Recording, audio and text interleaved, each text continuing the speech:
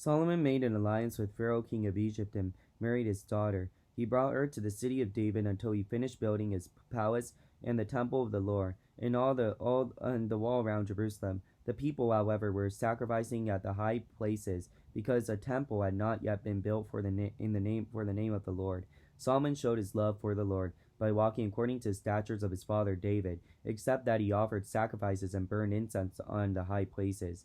The king went to Gibeon to offer sacrifices, for that was the most important high place, and Solomon offered 1,000 burnt offerings on that altar. At Gibeon the Lord appeared to Solomon during the night in a dream, and God said, "Ask for whatever you want me to give you." Solomon answered, "You have shown great kindness to your servant, my father David, because he was faithful to you, and righteous and upright in heart. You have continued this great kindness to him, and have given him a son to sit on his throne this very day. Now, O Lord my God, you have made your servant king in the place of my father David, but I am only a little child, and do not know how to carry out my duties. Your servant is here among the people you have chosen, a great people, too numerous to count or number.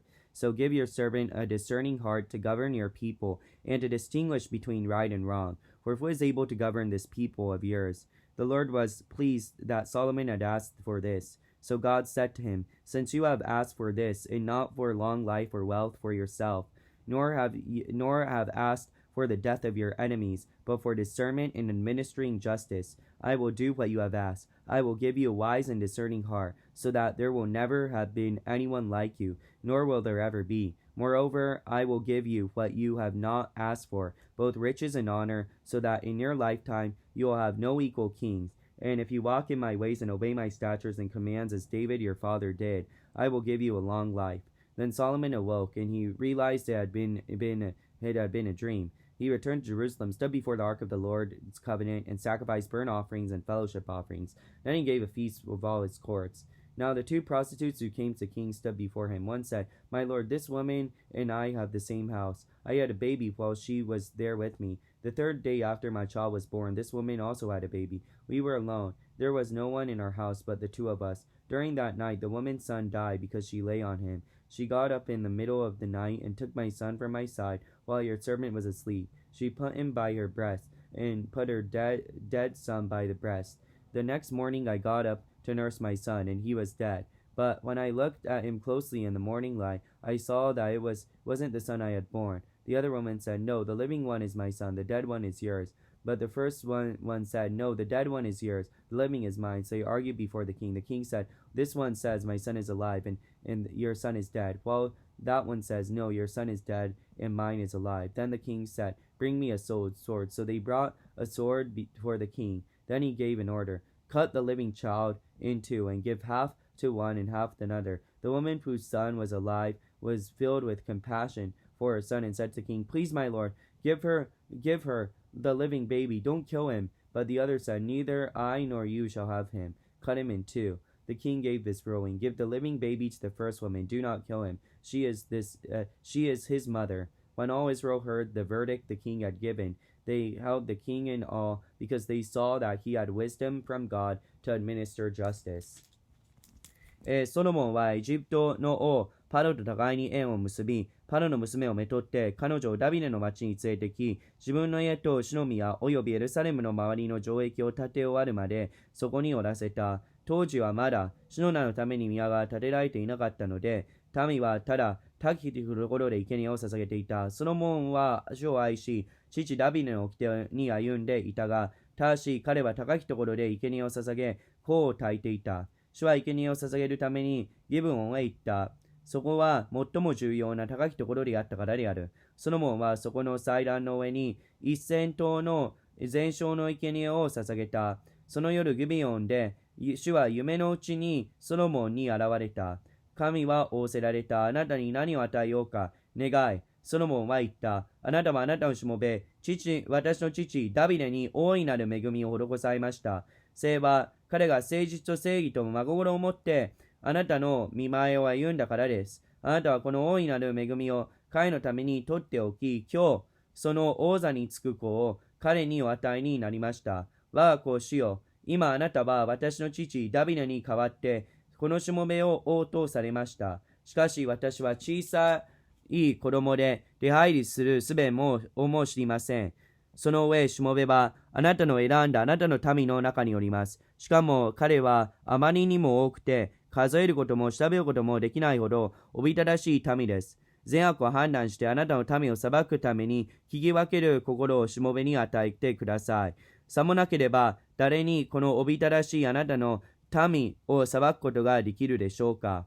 この願い事は主の御心にかなった。ソロモンがこのことを願ったからである。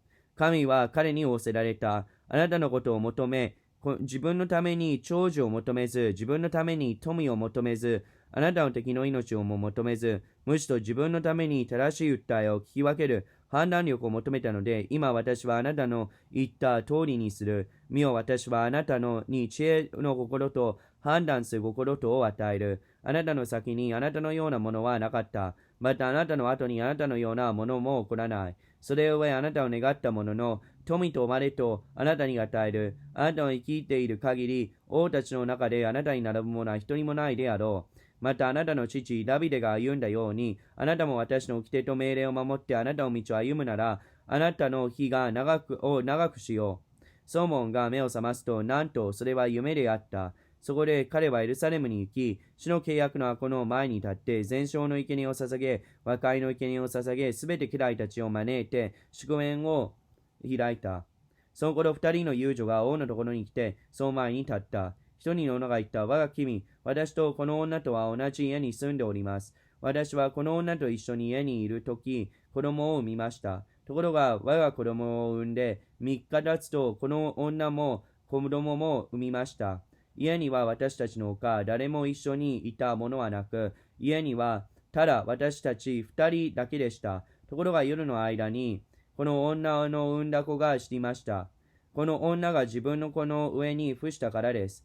この女は夜中に起きて、果たしめが寝ている間に、私のそばから私の子を取って自分の懐に抱いて寝かせ、自分の死んだ子を私の懐に寝かせたのです。朝、我が子供に乳を飲ませようとして起きてみるとどうでしょう。子供は死んでいるではありませんか。朝その子をよく見ていると、その子は私が産んだ子ではないのです。するともう一人の女が言った。いいえ、生きているのが私の子で、死んでいるのはあなたの子です。先の女は言った。いいえ、死んだのはあなたの子で、生きているのが私の子です。こうして女たちは王の前で言い合った。そこで王は言った。一人は生きているのが私の子で、死んでいるのはあなたの子だと言い、またもう一人は、いや、死んでいるのがあなたの子で、生きているのは私の子だと言う。そして王は、剣をここに持ってきなさいと命じた。剣は王の前に持ってこられると王は言った。生きている子供を二つに断ち切り、半分をこちらに、半分をそちらに与えなさい。すると生きているこの母親は自分の子を哀れに思って胸が熱くなり、王に申し立てていった。我が君、どうかその生きている子をあの女にあげてください。決してその子を殺さないでください。しかしもう一人の女は、せよ、私のものにもあなたのものにもしないで断ち切ってくださいと言った。それで王は宣告して下していった。生きている子供を初めの女に与えなさい。決してその子を殺してはならない。彼女はその子の母親なのだ。イスラエル人は皆、王が下した裁きを聞いて王を恐れた。神の知恵が彼のうちにあって裁きをするのを見たからである。